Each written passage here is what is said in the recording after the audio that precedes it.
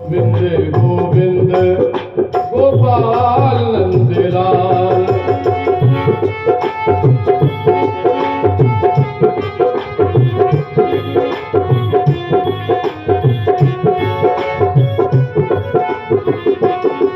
हे गोपाल नंदलाल, हे गोपाल नंदलाल, गोपाल नंदलाल, हे गोपाल नंदलाल, हे गोपाल नंदलाल, हे गोपाल नंदलाल, गोपाल नंदलाल, हे गोपाल नंदलाल। गोविंद गोविंद गोपाल नंदलाल, राधे गोविंद गोविंद गोपाल नंदलाल।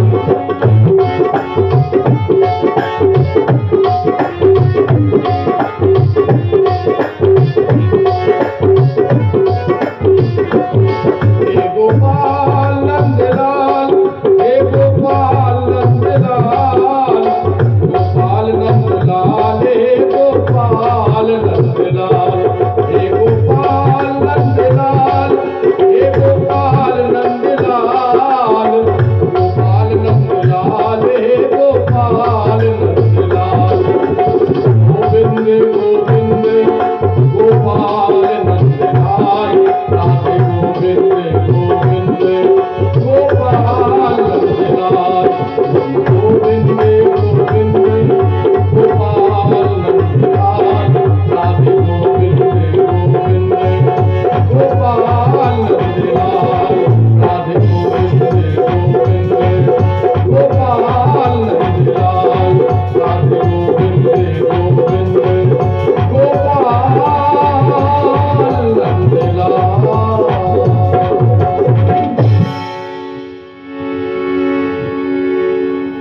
बोलिए परम पूज्य गुरुदेव स्वामी परमानंद महाराज की जय। बोलिए आचार्य समर्पण जी महाराज की जय। बोलिए समस्त संत समाज की जय। परीक्षित जी महाराज की जय। कल आपने परम पूज्य गुरु जी के द्वारा बड़ी ही सुंदर कथा श्रवण की। भगवान कन्हैया का जन्मोत्सव बड़ी ही धूमधाम से मनाया गया। इधर वसुदेव मथुरा से गोकुल में भगवान कन्हैया को नंद बाबा के यहाँ पहुंचाया और कन्या को उठा करके ले गए। जाकर के कंस को दिया तो कंस ने देखा कि अरे देवता ने तो आकाशवाणी की थी कि 8वें गर्भ से पुत्र की प्राप्ति होगी, पुत्र होगा, लेकिन ये तो पुत्री हुई है। तो जैसे ही कंस ने देखा तो उसे मोह आ गया। उसने कहा ये तो बेटी है, बेटे के लिए देवताओं ने आकाशवाणी की थी। तो वो जैसे ही वसुदेव को उस बेटी को देने लगा, इधर नारद जी प्रकट हो गए। कहा हे राजन कि ये क्या कर रहे हो आप अनर्थ। हो सकता है देवता छल कर रहे हो, जब इसका विवाह हो जाए तो इसके पुत्र होगा, हो सकता है वो आपको मार दे। तो इसलिए तो कंस के समझ में आया कि हाँ इसको छोड़ना उचित नहीं है। तो कंस ने उस कन्या को पकड़ा और एक पत्थर पे जैसे ही मारने लगा, पटकने लगा, तो कन्या हाथ से छूट करके आकाश मार्ग में उड़ती हुई चली गई और हंसती हुई कहने लगी, हे दुष्ट कंस, तू मुझे क्या मारेगा? तुझे तो मारने वाला गोकुल में पैदा हो चुका है। कंस घबराया, कंस घबराने लगा। उसने एक आपातकालीन बैठक बुलाई महाराज। सभी राक्षस राक्षसियों को बुलाया, एक आपातकालीन बैठक बुलाई और विचार विमर्श करने लगा कि क्या करना चाहिए। मेरा शत्रु तो जन्म ले चुका है, उसका वध कैसे किया जाए, मेरे प्राणों की रक्षा कैसे की जाए। तो एक पूतना नाम की राक्षसी थी, उसी की सभा में तो कहा कि ये कार्य पूतना को दिया जाए। पूतना ने कहा कि महाराज मुझे ये अवसर प्राप्त कराए, प्रदान कराए। आपको आपके जो भी शत्रु हैं, जो भी 4-5-6 महीने के, 4-5-6 दिन के, 1-2 महीने के जो भी बालक हैं, मैं उनके प्राणों का हरण कर लूंगी। वो बहुत ही दुष्ट राक्षसी थी, पूतना नाम था जिसका। तो पूतना ने क्या किया? अच्छा, पूतना जो मायावी थी, पूतना अपना रूप भी बदल लेती थी, कभी सुंदरी बन जाती तो कहीं कुछ बन जाती, क्योंकि राक्षसों के पास मायावी विद्या होती है। महाराज आज पूतना गोकुल के लिए चल दी। तो भगवान कन्हैया तो का आज 6वां दिन है, भगवान कन्हैया की छठी मनाई जा रही है। इधर नंदोत्सव चल रहा है कई दिनों से। बाबा नंद ने बहुत दान लुटाया, बहुत दान लुटाया। सर्वस दान दियो सब काऊ, जे पावा राखा नहीं ताऊ। यानी दान लेने वाले भी दान दे रहे हैं। जैसे नंद बाबा ने किसी को दान दिया तो उसने दूसरे को दान कर दिया, उसने तीसरों को दान कर दिया। बड़ा आनंद हो रहा है, क्योंकि जहां भगवान आ जाते हैं वहां आनंद ही आनंद होता है। तो भक्तों, यहाँ से ही भगवान कन्हैया की बाल लीलाएं प्रारंभ हो रही है। भगवान ने सोचा, कृष्ण ने सोचा कि पूतना गोकुल में आ रही है, तो भगवान ने अपनी माया से जो भी गोकुल में बालक जन्मे थे, 4-5 दिन के जो बालक थे, 8-10 दिन के जो बालक थे, वो अदृश्य कर दिए, क्योंकि कहीं ऐसा ना हो पूतना इनको देख करके मेरे धोखे में इनके प्राण हरण कर ले, इनका वध कर दे। तो पूतना को पूरे गोकुल में एक भी पुत्र नहीं दिखाई दिया, क्योंकि भगवान ने अपनी माया से पूतना को एक भी पुत्र नहीं जब दिखाई दिया, तो वो सीधी नंद बाबा के यहाँ आई। देखा कि यहाँ तो बड़ी भीड़ भाड़ है, मैं कैसे यहाँ जा सकती हूँ, क्योंकि लाला के जन्म की बधाई चल रही है। दूर दूर से लोग बधाई देने के लिए आ रहे हैं, क्योंकि 80 वर्ष की उम्र में नंद बाबा के यहाँ एक बालक ने जन्म लिया। तो बड़ी खुशियां धूमधाम से मनाई जा रही है। इधर पूतना ने देखा कि ऐसे तो हम अंदर जा नहीं सकते, तो मायावी पूतना ने बड़ा सुंदर अपना रूप धारण किया। पतली कमर, वक्ष स्थल और बेला चमेली के पुष्प लगाए हुए अपने केसों में। तो उसने सोचा अब तो रूप हमारा स्वरूप सुंदर हो गया, ऐसे मान लो कि साक्षात कोई देवी कोई आ रही हो। अपना मोहिनी रूप धारण कर लिया, जो भी देखता मोहित हो जाता, जो भी माताएं देखती पूतना को मोहित हो जाती। तो जैसे ही नंद बाबा के यहाँ पहुंची पूतना, मैया यशोदा सभी की बधाई ले रही थी, सभी लोग बधाई दे रही थी। माताएं बधाई हो मैया, तेरे यहाँ लाला जायो है, मैं भी खिलाऊंगी। तो जितनी माताएं आ रही थी भगवान कन्हैया को गोद में लेकर के खिलाती चली जाती। आज बड़ी प्रसन्न है यशोदा मैया। पूतना पहुंची तो पूतना से जब यशोदा मैया ने पूछा कि बहन मैंने आपको पहचान नहीं पाया, तो पूतना कहने लगी हाँ, क्यों तुम मुझे पहचान पाओगी, क्योंकि तुम्हारे यहाँ लाला ने जन्म लिया है। मैं तो कई वर्षों से यहाँ आई भी नहीं हूँ, इसलिए आप नहीं पहचान पा रही हो, और आपकी वृद्धावस्था भी हो गई है। तो मैया ने सोचा हो सकता है पड़ोस के गांव की हो, मैं ना पहचानती हूँ।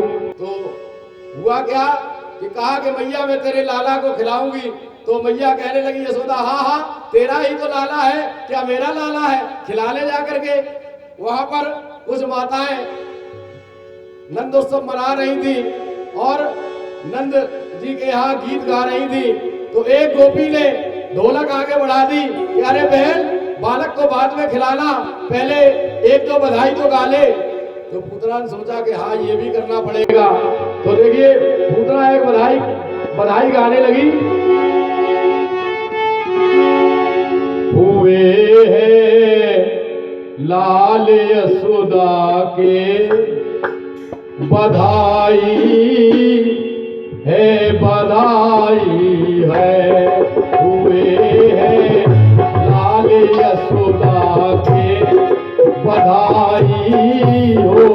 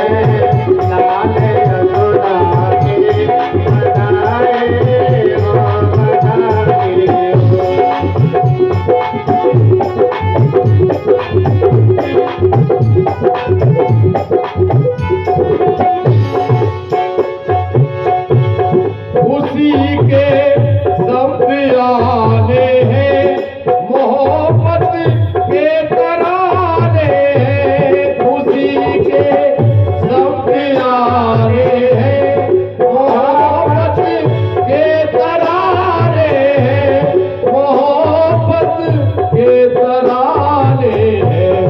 जमा है गोपी वाले सब, जमा है गोपी वाले सब, बधाई हो बधाई हो। जमा है गोपी वाले सब, बधाई हो बधाई हो। ये है लाल यशोदा के, बधाई हो बधाई हो।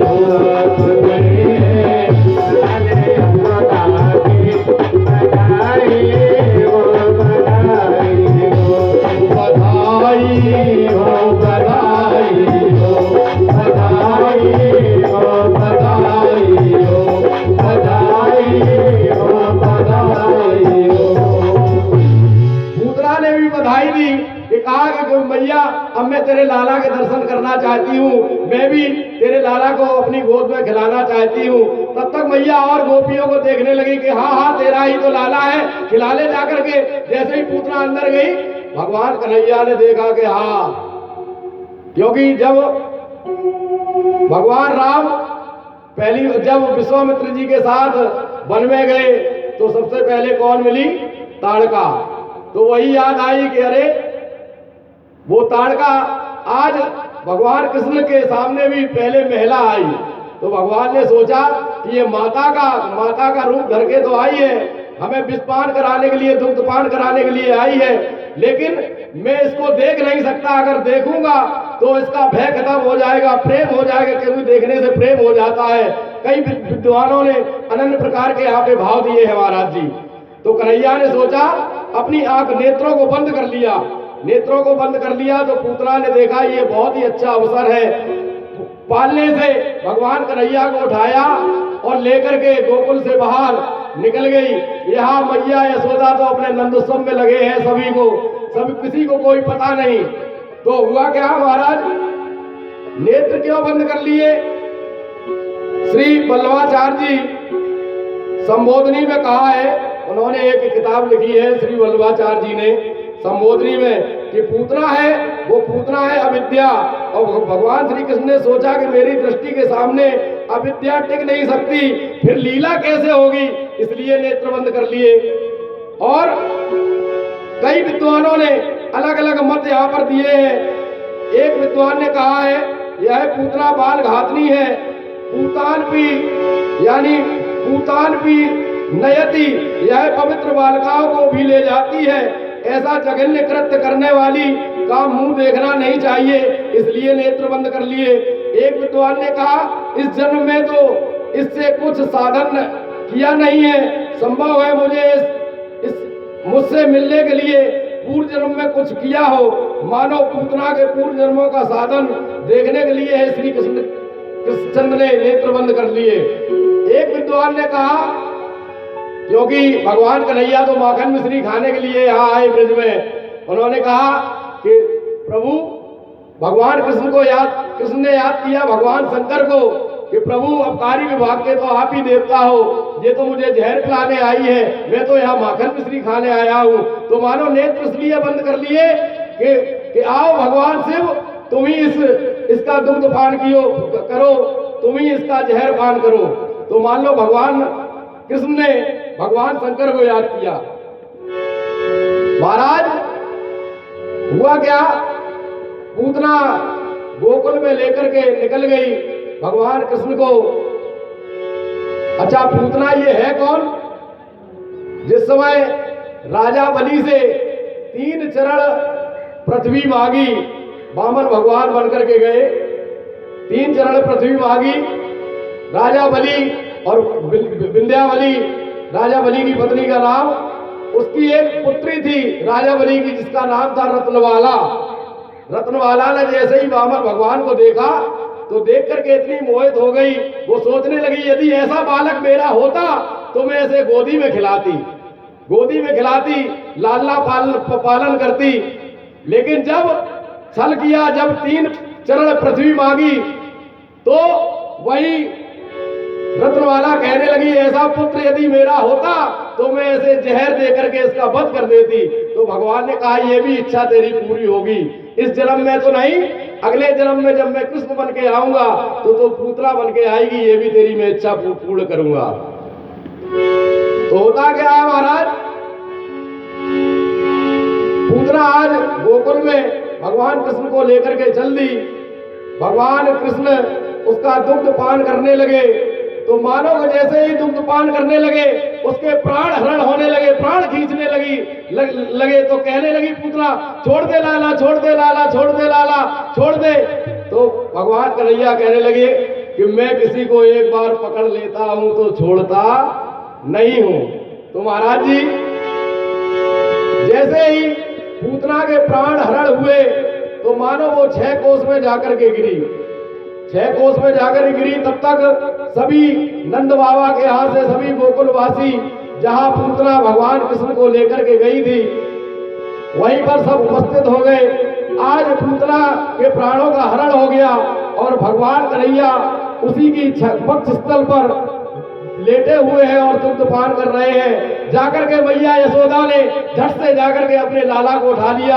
अरे ये क्या हो गया, मैं तो अपने गोपियों के साथ ही लगी रही, लेकिन मेरे लाला की रक्षा तो भगवान ने ही की है। वो तो सोच रही है कि ये तो मेरा साधारण बालक है, उसकी रक्षा तो भगवान ने की है। तो महाराज जी उधर नंद जी के साथ भी गोपी ग्वाला जो पहुंचे थे, पूतना 6 कोस में जाकर के गिरी, जाकर के तो उसका शरीर काट काट करके उसकी चिता बनाई और उसकी चिता में अग्नि लगाई।